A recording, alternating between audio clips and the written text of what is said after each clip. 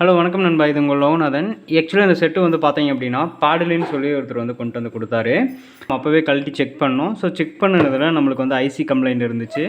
இதுக்குள்ளே யூஸ் பண்ணிக்கிறத வந்து பார்த்தீங்க அப்படின்னா 4440 யூஸ் பண்ணியிருந்தாங்க 12 வோல்ட்டுக்கு. அப்புறம் வந்து கன்வெர்ட்டர் போர்டு ஒன்று வச்சு அதுக்கப்புறம் 2 ஃபிட்டில் மோனோக்கு ஒன்று யூஸ் பண்ணியிருந்தாங்க. சப்வூஃபருக்கு இது வந்து ஆக்சுவலாக வந்து ஒரு 2.1 செட்டு. ஸோ இந்த 2.1 செட்டில் இதை வந்து கழட்டி காட்டுற பாருங்கள். ஸோ இதுதான் வந்து இன்னர் பார்ட்டு. ஸோ இந்த இன்னர் பார்ட்டில் வந்து பார்த்திங்க அப்படின்னா இதுதான் வந்து நம்மளுக்கு பவர் சப்ளை போர்டு. ஸோ இது வந்து 12 வோல்ட்லேருந்து 24 வோல்ட்டுக்கு கன்வெர்ட் பண்ணும். எல்லாமே வந்து இதெல்லாமே வந்து அசம்பிளி போர்டு தான். இது வந்து பார்த்திங்க அப்படின்னா இதில் எதுவுமே வந்து மவுண்ட் பண்ணல, எல்லாம் ஃப்ரீயாக தான் வச்சுருக்காங்க. இது வந்து ஒரு அட்டை ஒன்று வச்சு அப்படியே வந்து அந்த மேலே வந்து இது வந்து சப்பு ப்ரீஎம்ப் போர்டு. ஸோ இது வந்து அதுக்கு மேலே வச்சுருக்காங்க.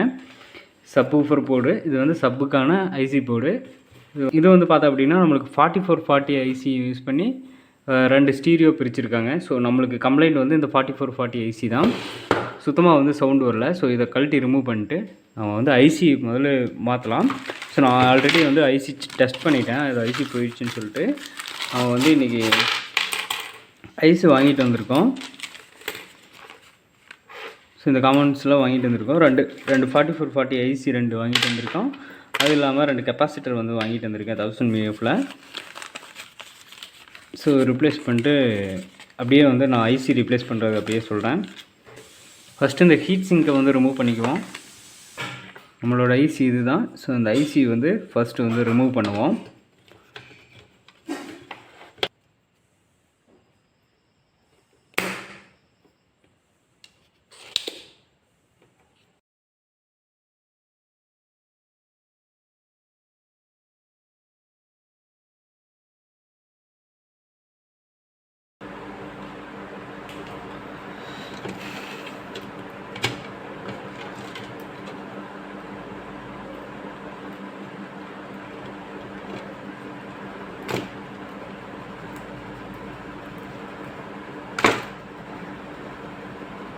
ஸோ அவ்வளோதான்.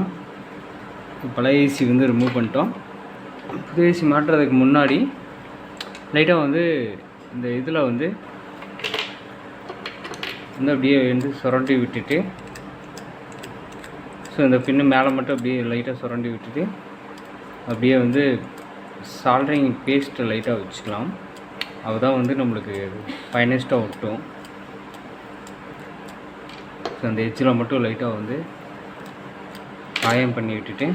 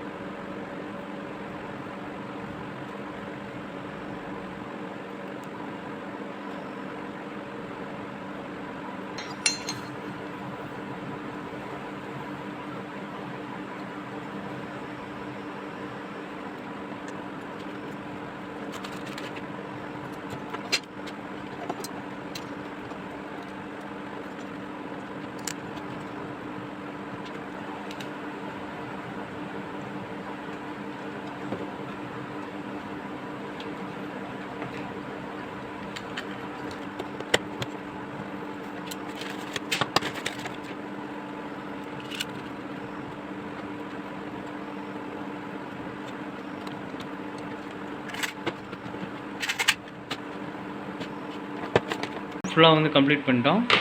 அவுட்புட்டும் வந்து செக் பண்ணிட்டோம். ஸோ சூப்பராக ஒர்க் ஆகுது, ஒன்றும் பிரச்சனை இல்லை. இது வந்து சப்புக்கு போகிற லைனு, இது வந்து 2 லெஃப்ட் ரைட்டுக்கு. அவ்வளோதான்.